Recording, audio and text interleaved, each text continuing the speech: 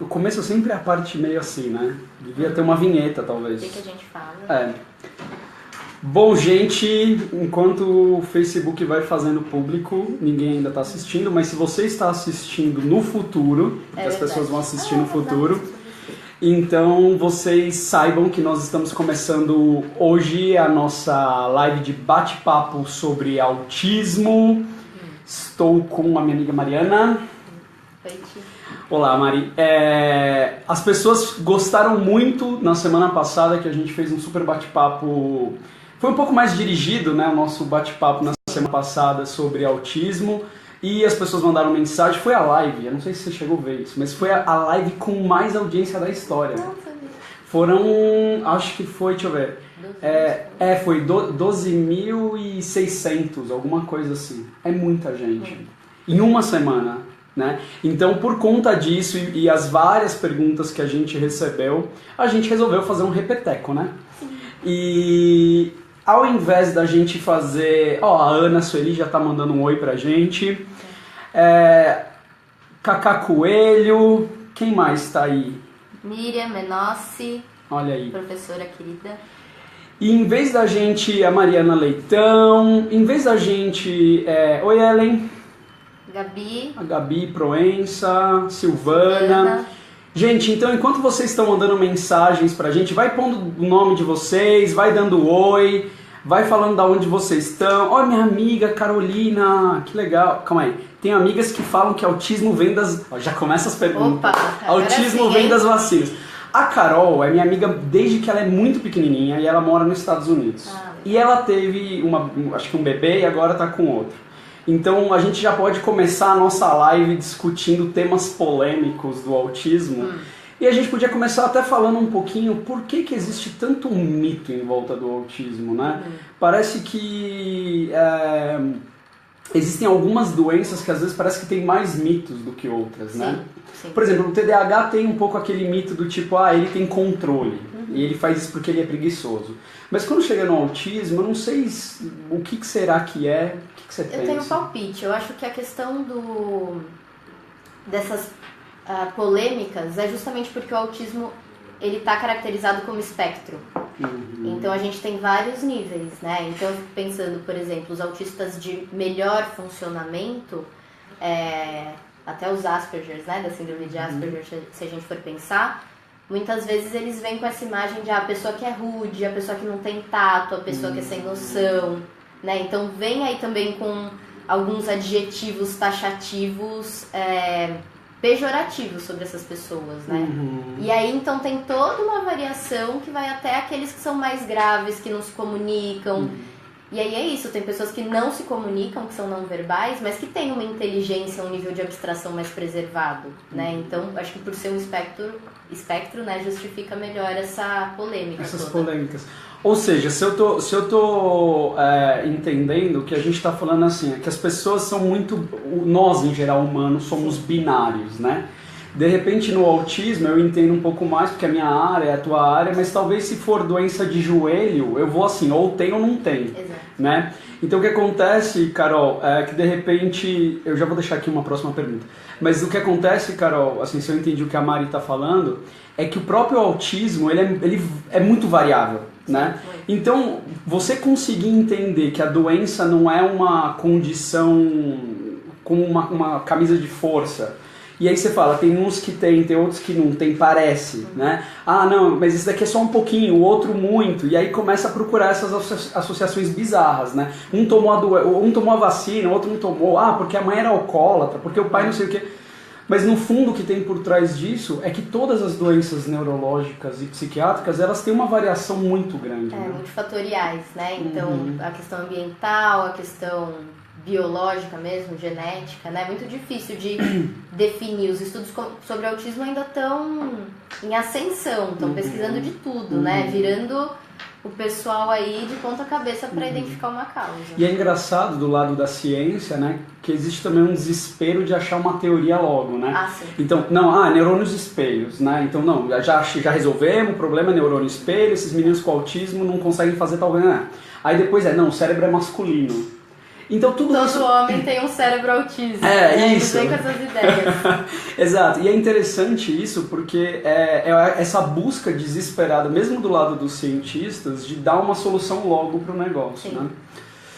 Tem uma outra aqui. Quer ler? Deixa eu puxar aqui, só um pouquinho. Qual a probabilidade de um bebê nascer com autismo? Quais os itens? Quais os índices? É verdade que paracetamol na gestação causa autismo?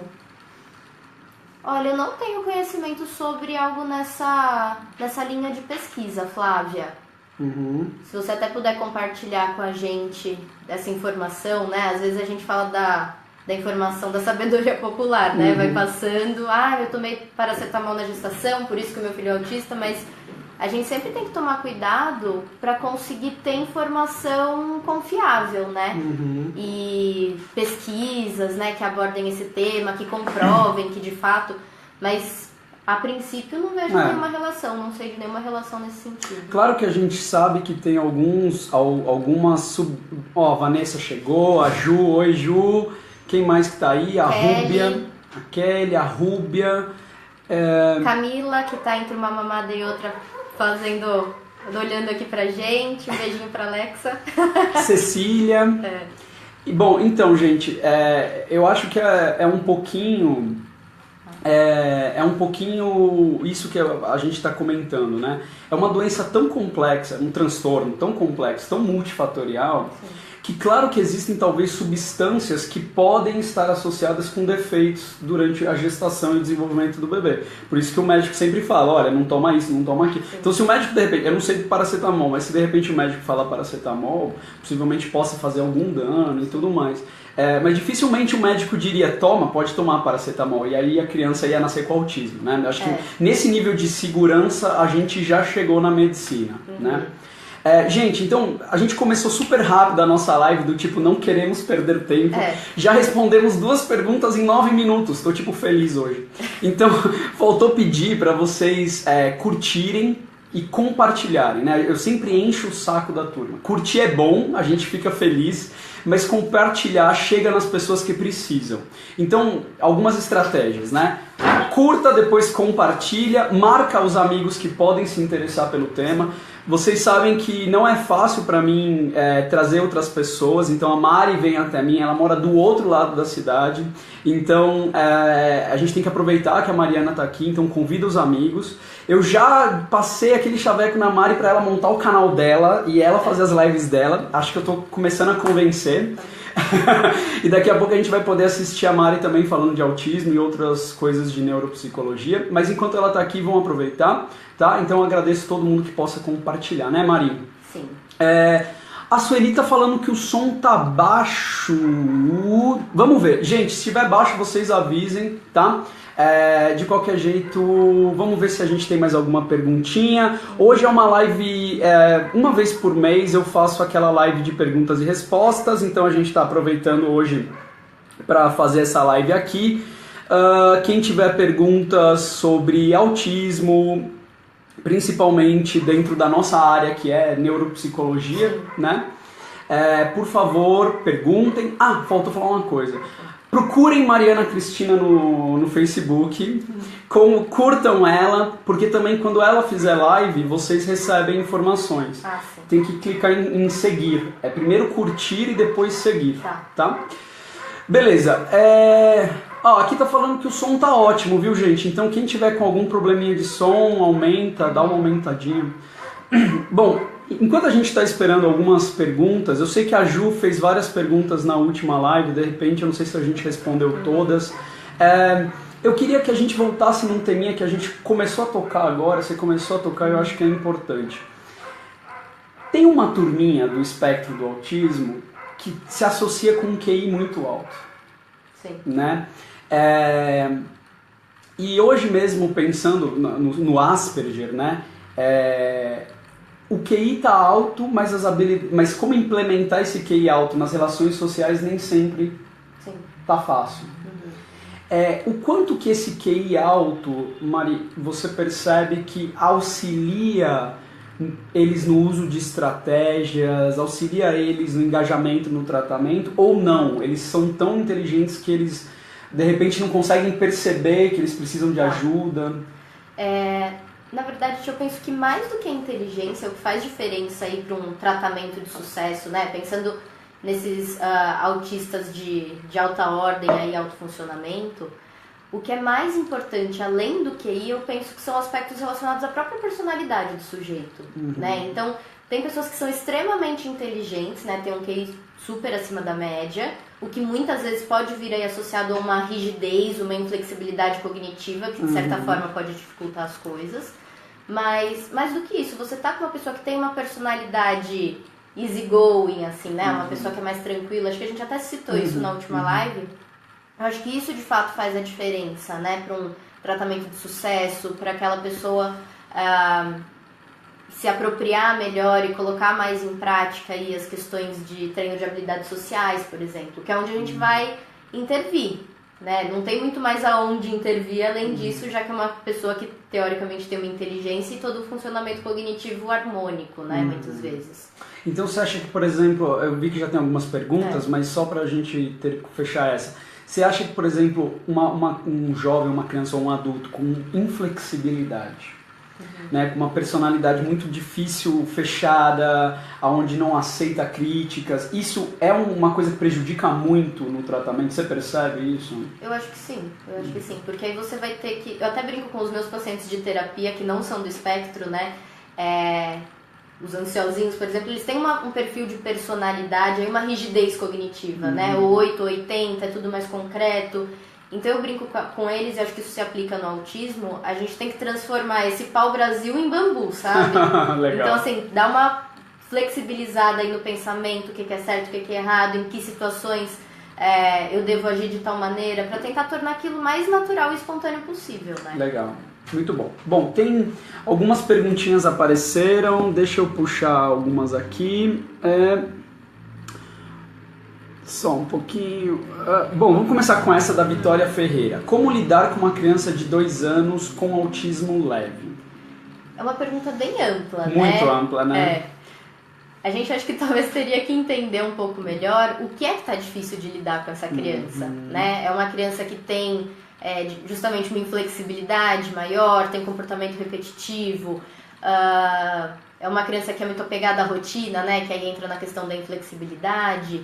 E aí a gente entendendo o que é difícil, e aí acho que vai até para as questões de rehab que a gente vai tratar no nosso curso, a gente tem que entender o que é que está sendo difícil para a gente atuar nessa dificuldade de uma forma mais eficaz. Né? Então, o que de cada paciente, o que de cada pessoa está se destacando como dificuldade para a gente atuar diretamente nisso. Eu acho que até para talvez a Vitória, de repente... ajudar a Vitória a entender como olhar um paciente com autismo, né? Um paciente, seja ele qual seja. A gente pensa muito sobre essas áreas de funcionalidade. Sim. Né? A gente falou um pouco disso na última live nossa. Então, a gente tem comunicação, comunicação verbal, comunicação não verbal, capacidade de resolver problemas, capacidade de autocuidado, limpeza, higiene, saúde, autonomia, ingenuidade. Eles falam, como que chama isso? Tem um nome, condutas adaptativas, né? Então, eu acho que um pouco facilitaria, talvez, Vitória, se você pensasse um pouquinho nas condutas de vida dessa criança e trazer pra gente quais delas que estão difíceis de serem lidadas. E aí, de repente, fica até mais fácil pra gente dizer, olha, é por aqui e por ali. Um pouco disso, como a Mari falou, é o que a gente está tentando trazer no curso, né? No Segredo do Chá, no nosso curso de aprofundamento de autismo, de TEA, né? Porque na verdade é isso, o neuropsicólogo ele vai se deparar, o psicólogo, o terapeuta, ele vai se deparar com uma criança que está viva, que está funcionando na rotina dela, e ela tem uma série de dificuldades que ela precisa resolver. O que a gente precisa é desenvolver primeiro uma visão de como encontrar essas dificuldades, e a partir das dificuldades planejar para onde que a gente vai com essa criança, enfim, e com essa família, né? Sim. Tem outra pergunta? A Valéria Passos perguntando qual que é a idade ideal para afirmar que uma criança tem autismo. A gente conversou um pouquinho sobre isso na outra live, né, Ti? Falando justamente quanto antes melhor, né? Então, a bandeira que a gente tem levantado aí nos estudos e nas instituições é justamente disso, né? Da intervenção e do diagnóstico precoce. Então, o primeiro sinalzinho que você conseguir observar, e aí a gente tem que estar bem atento a essas bandeiras vermelhas, né? Que a gente chama, que são os sinais de alerta. O quanto antes a gente conseguir identificar isso, melhor. E aí já encaminhar essa criança para os médicos especialistas, né? Então, psiquiatra, o fono muitas vezes acaba sendo um parceiro disso quando tem caso de atraso de linguagem. Então, médicos no geral podem ser bem importantes nesse momento. E aproveitando, acho que a Sabrina está aqui, ela defendeu a tese de doutorado dela aí na sexta-feira, foi muito linda, um beijo para a Sá. Ela está até falando, é importante não esperar a confirmação do diagnóstico para iniciar a intervenção. A Sá vai ser nossa professora. E pegando aqui o gancho, né, que ela está aqui, mães, por favor, né, mães e tios e professores, se vocês têm alguma suspeita e vocês acham que tem alguma coisa que está fora da curva e do desenvolvimento, acreditem nessa suspeita e vão atrás de tratamento, né? A gente... É muito triste quando a gente vê uma criança mais velha de 6, 7 anos aí chegando para fechar diagnóstico. Aí o tempo aí de intervenção do cérebrozinho se apropriar das intervenções já passou, né, do tempo ideal.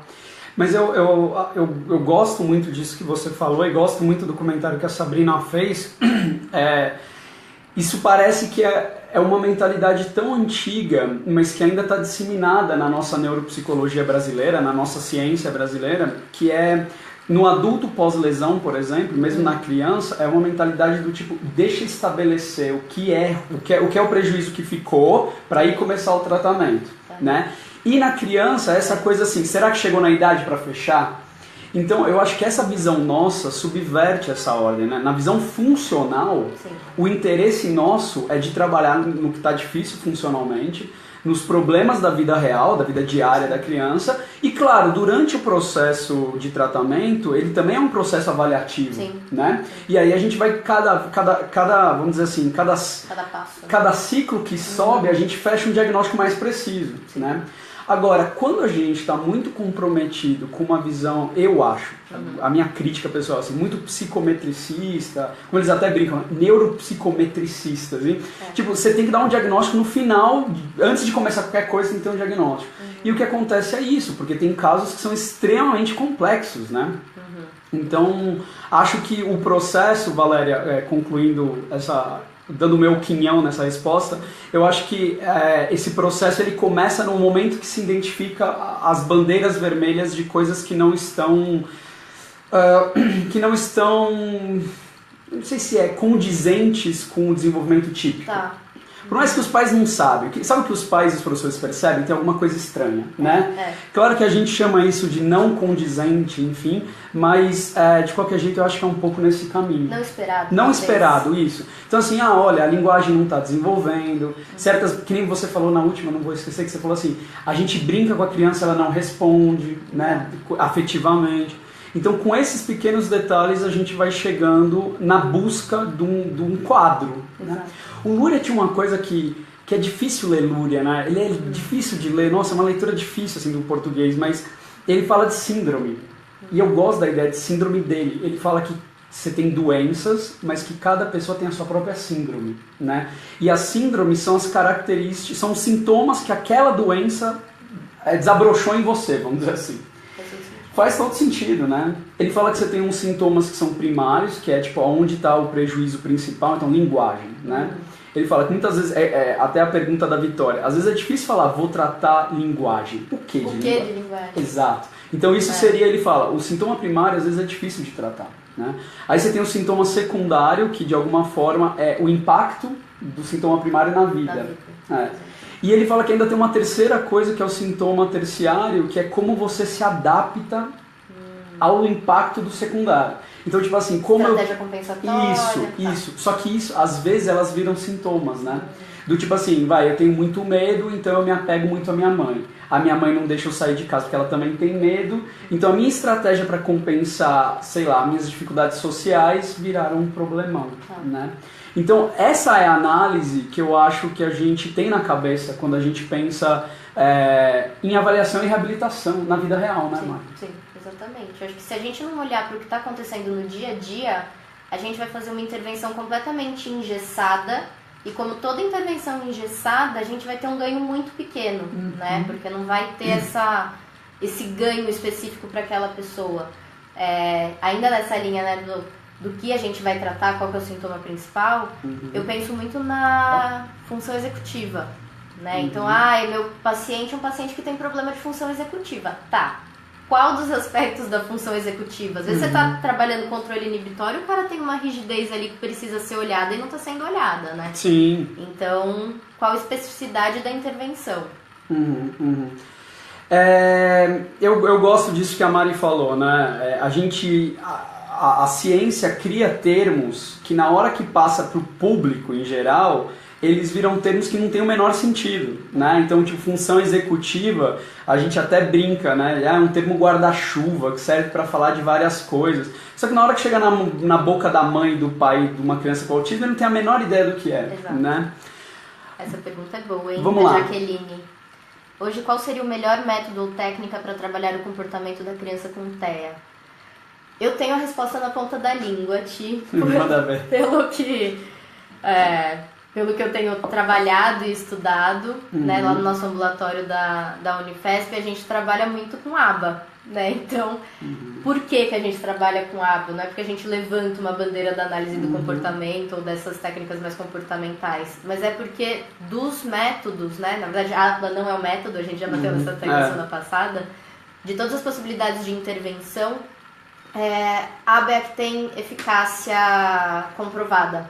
Né? Então, a melhora vem muito clara. Então, a gente consegue, né, pelo menos dentre os estudiosos da área, é a abordagem que melhor se aplica.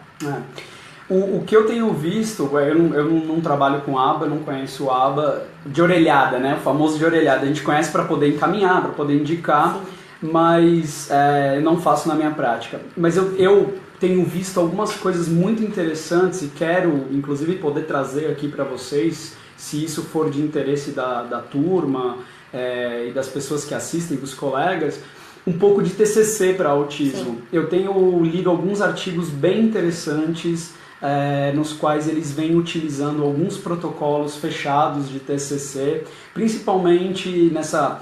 É o que eu digo assim, né? Para mim, cada vez fica tão... Talvez uma pessoa que seja de uma abordagem muito fechada, então, por exemplo, eu só trabalho com aba, ou alguém que só trabalhe com TCC, ou alguém que só trabalhe com comportamental, talvez eles consigam ver muito bem a diferença de um método para o outro, né? Então, essa é a minha área, então eu sei muito bem por que eu não faço outra área, né? Mas a minha experiência de estar no processo de rehab, que é um processo desesperador, né? Para o terapeuta, assim. Porque o terapeuta, eu gosto da definição da Barbara Wilson, que ela fala assim, você tem que superar, contornar, dar um jeito, né? Então, assim, você pega aquela pessoa que está com uma série de limites, o que você busca é o que a Maria acabou de falar, é a intervenção com melhor evidência científica, né? Então, por conta disso, às vezes a gente fica meio buscando coisas para além, né? Então, por exemplo, por mais que eu me considere um TCC na clínica da psiquiatria, eu também me considero um cara de rehab olhando para a clínica da psiquiatria e um cara de TCC olhando para a clínica da neuro, né?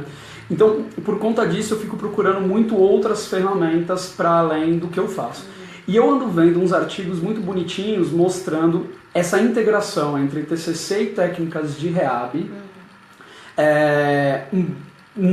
por exemplo, no autismo, no TEA, no Asperger, né? Então, assim, eles usam certas técnicas de debate socrático para tentar trabalhar com a inflexibilidade, sim, mas as crianças não dão conta muitas vezes, né? Porque você não tem um nível simbólico tão aprofundado. Então aí eles vão usar algumas técnicas comportamentais para... Então fica meio que um jogo de procurar as melhores ferramentas para cada indivíduo. Agora, claro que eu estou falando de um ponto de uma pessoa que não trabalha com aba. De repente o aba tem muito disso já envolvido. Sim. Eu não sei como que é quando você vai, por exemplo, para autistas que têm um funcionamento maior, vamos dizer assim, tipo um Asperger. Pacientes que chegam na clínica, que estão trabalhando, que conversam, que têm família, de repente são casados, têm filho e tudo mais, só que eles sentem muita dificuldade em alguns, né, essa coisa da cor do espectro, né, Mari? Sim. Então talvez algumas outras técnicas tenham evidências boas também, né? Os treinos de habilidades sociais, né, têm resultados muito legais. E acaba sendo um treino também justamente por isso, né? Se a gente for pensar que muitos desses pacientes, eles são inflexíveis, quando a gente oferece um trabalho em forma sistemática, objetiva, com começo, meio e fim, com um objetivo direto, né? Uma meta a ser alcançada, palpável, eu acredito, né? E aí, pessoal total, que eles se apegam mais e aderem melhor a esse tipo de tratamento, porque faz sentido para eles, né? Se a gente começa talvez em algo muito elaborativo, eles já são mais concretos, talvez não tenham nem paciência para seguir aquilo adiante, né? Mas cada caso é um caso, né? Sim, claro. Mari, a Jaqueline Priscila falou, as técnicas estruturadas também são ótimas, né, Mari? As técnicas estruturadas, sim. Aí a gente pode falar mais da questão estruturada na área de aprendizagem. A Renata Pereira, que é uma fono, vai dar aula pra gente de ensino estruturado, vai falar bastante disso no nosso curso. Então, sim, a estrutura do processo de ensino-aprendizagem, a estrutura das técnicas para comportamento, intervenção mais na parte social, são bem importantes. Legal, vamos ver se tem mais alguma. Tem mais uma aqui da... Ai, meu Deus, desculpa, pessoal do meu que viu aqui meu braço. Na fase adulta, qual o primeiro passo para um diagnóstico preciso e quais os principais tratamentos para esse indivíduo? Deixa eu ver aqui o que é. Essa foi a Valéria Passos. Valéria Passos. Eu não vejo muita diferença de outros processos diagnósticos, né? Então, primeiro que o paciente geralmente chega com alguma queixa, ou alguém trazendo a queixa dele, né, na fase adulta, eventualmente como eu te falei, então a esposa ou a mãe, e aí a questão da escassez de instrumento faz com que a gente tenha que ter um olhar qualitativo sobre aquele indivíduo ainda mais refinado, né, então vão aparecer questões das habilidades sociais, então como é que a gente vai pegar isso? No trabalho ele nunca se dá bem com ninguém, ele só quer fazer as coisas do jeito dele, ele tem algumas manias tipo toque que atrapalham muito o nosso dia a dia. Uma linguagem muito rebuscada, mas que não chega onde tem que chegar. Uma palavra que aparece muito, principalmente nos adultos de melhor funcionamento, e é de novo uma palavra pejorativa que a gente vai traduzir, né, como uma questão da linguagem pragmática e tudo mais, é arrogância, pedantismo. Né? Nas crianças isso aparece muito também, mas ele fala comigo como se ele fosse um professor. Então, essa questão da alteração até da prosódia, da pragmática, né? Como eles usam esses aspectos da linguagem de uma forma inadequada socialmente. Muitas vezes tem uma habilidade linguística, gramatical, sintática boa, sabe fazer frases muito bem feitas, mas ou é isso, ou muitas vezes não consegue, por exemplo, essa coisa da prosódia, claro, do subtexto, né? Então precisa pedir uma coisa, pede como se fosse uma ordem, né? Não sabe utilizar esse jogo, porque o social é um balé, né? Você dança um pouquinho, eu danço um pouquinho. Se você não dança, eu paro, né? E esse jogo social é muito difícil, né? Então, eu sinto parecido com o que a Mari está falando, né? Na vida adulta, que nem eu estava falando numa das últimas, acho que na penúltima live que eu falei, a criança tem o seu range, a sua amplitude de ações que uma criança pode fazer, o adulto também tem a sua amplitude de ações, né? E a amplitude de ações do adulto é muito relacionado com ambientes sociais, casa, trabalho, enfim. Vamos lá, vamos ver outras perguntas. Vamos tentar pegar uma daqui do mundo da psicologia.